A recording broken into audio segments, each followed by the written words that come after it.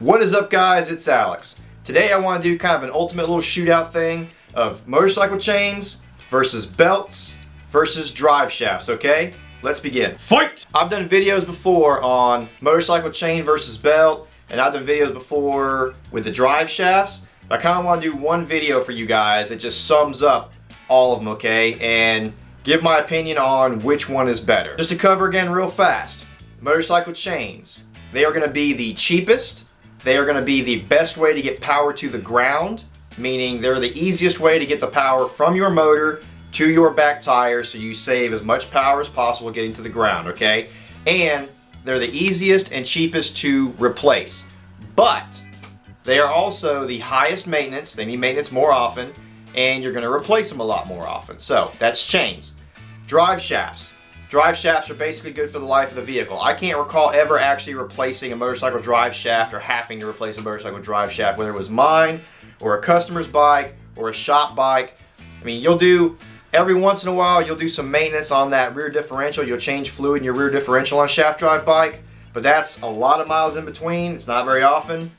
I'm not going to say a motorcycle drive shaft can't fail. I'm sure it can, but motorcycle drive shafts are the longest lasting with the least maintenance. They're basically almost never have to replace them, but if you do have to replace them, it costs a lot more to do so.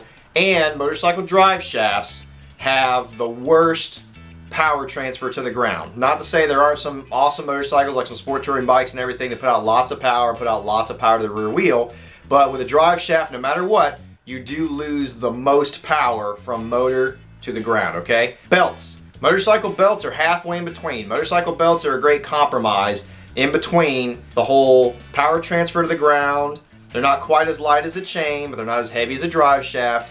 They don't get quite as much power to the ground quickly as a chain, but they get better power to the ground than a drive shaft. They are not as cheap and easy to replace as a chain, but cheaper and easier to replace than a drive shaft. And with your belts, it's just in between. Your belt is just halfway in between. So a lot of companies that make larger cruisers have gone to using belts because a belt, you know, instead of your average chain, which depending on how well you take care of it, you're usually going to replace a chain between 10 and 20,000 miles on most motorcycles. I know there are exceptions out there, so no hatred over the exceptions. But you're usually going to replace a chain between 10 and 20,000 miles on a motorcycle depending on how well you take care of the chain and how you ride your bike. When you replace your chain, you're also going to replace your sprockets generally because they will be worn out. If you put a new chain on worn out sprockets, you're just going to go through and ruin and wear out your new chain even faster. So your average motorcycle drive shaft, like we just covered, is basically good for the life of the vehicle. I mean, if something goes horribly wrong, you may have to replace it eventually, but usually you're not going to replace a drive shaft. You know, every like 20 or 25,000 miles or whatever, they're going to recommend that you change the fluid in the rear differential on a drive shaft. It's not a huge deal. You're usually not going to replace a drive shaft. If you do, you're replacing a drive shaft. You're probably going to have some stuff torn up in that rear differential. It's going to be kind of a big, more expensive ordeal if you have to replace a drive shaft on your motorcycle. Belts. On a belt, a modern belt, most of them are like extra reinforced Kevlar style deals. On a modern belt, you're probably, depending on how you ride, going to go 20 to 30,000 miles. Just being real, straight up. You know, I mean, I've seen chains last less than 10,000 miles, and I've seen chains go 20,000 miles. Your average belt, 20 to 30,000 miles is where you're going to go. You know, a lot of your, really to be real on a lot of your chains, they're on sport bikes and stuff. People are riding them kind of hard. You're probably going to replace your chain, you know, at 10,000 miles or something like that. But a belt, 20 to 30, super easy to get out of if you take care of it. If you do a belt, on some bikes you need to replace your pulley at the same time. On some bikes you don't. Since the belt is Kevlar, it usually doesn't tear the pulley up the way that a chain tears up sprockets. You may have to do it, you may not have to do it. But, you know, in a belt, the cost of replacing a chain is going to be, you know, the chain itself, which chains are decently cheap. Most of the chains that I've done, depending on how fancy you want your chain to be, you know, anywhere from 35 bucks on the low end all the way up to, you know, 150, 160 bucks for really freaking fancy chains. You know, a motorcycle belt or any kind of a drive belt at all is going to more like start at 150 or 160 bucks usually and go up from there. The bikes that I've had to do a belt on, for a quality belt, it's been 150 and up, okay? I have never replaced a motorcycle drive shaft, so I have no idea what a motorcycle drive shaft actually costs, okay? It's just, I've never had to do it. You're probably never gonna have to do it. If you have to do it, it's just gonna be a really weird situation. So just overall, to give you just a really brief glimpse again. Chain, cheapest, easiest power transfer, cheapest to replace, most maintenance. Belt, more money to replace than a chain, but you replace it a lot less often. It doesn't transfer power quite as easy as a chain, but a lot better than a drive shaft does. And you're kind of in the middle on your life. On a belt, you're in the middle on your life, you're in the middle on your maintenance. Most bikes with a belt, they have auto tensioners, so you really don't have to do tension on belts. Some bikes you do, but that's bike to bike. But belts are just the in-between. The belt is a good compromise between maintenance, longevity, and power transfer. And the drive shaft, undisputed king of long life and low maintenance costs. If you ever do have to replace it though, it's the most expensive to replace, and it's the worst power transfer. So which one's better? Which one do I like the most, or in my opinion, because this is all opinion based, you know? Some riders will tell you chain is the king of the world. Some riders will tell you it's all about drive shafts. I don't have anything about drive shaft. And then some riders are just in between and just love belts for that reason. Which one's best? I think it depends on the bike.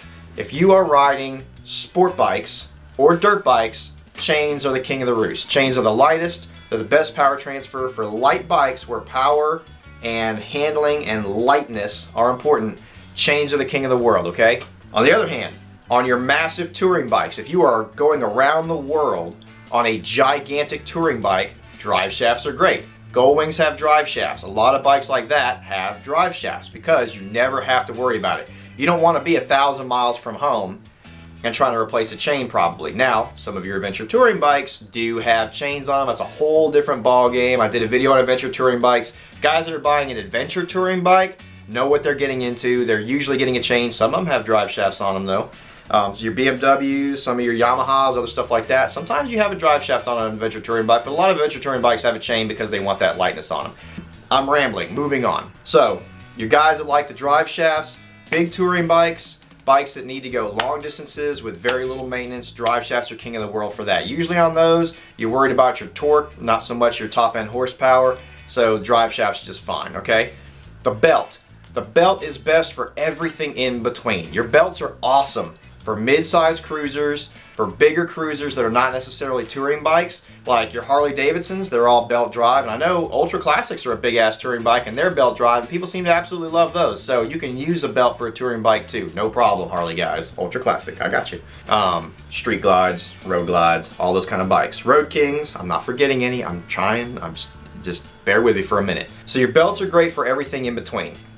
Personally, I really like drive belts actually. And on the sport bike thing, I've had a couple of sport bikes, Buells, that were belt drive and they were awesome. So I actually really like belt drive stuff. I would probably never go away from a chain on like my dirt bikes. On a dirt bike, a chain is just a thing, man. It's just lighter, it's easier. If you bust it in the woods, you can probably fix it. If you got some tools with you, you can do something like that, okay?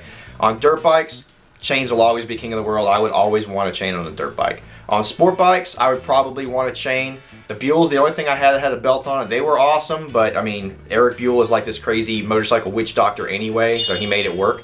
But everything in between, I love belts, man. I had a belt on my Raider, I loved it. I had a belt on my last Kawasaki Vulcan, I loved it. I have a belt on my Victory Highball, I love it. I've ridden a lot of bikes with belts, and they have been fantastic.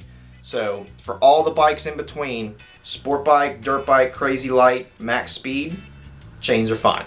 Giant touring bikes or big ass cruisers or things where you just never want to have to worry about it. Motorcycle drive shafts, fantastic. Set it, forget it, don't freaking worry about it, they're great. Everything in between, I do love belts for that.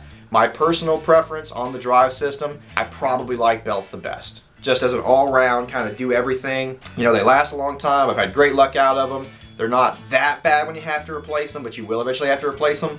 I do like belts a lot, okay? I do like belts a lot, just for their versatility in the motorcycle world and how well they've done with all kinds of different stuff. You guys are free to disagree, that's the whole thing about this. And there are situations where I think the other two are freaking awesome. I mean, that's how it is.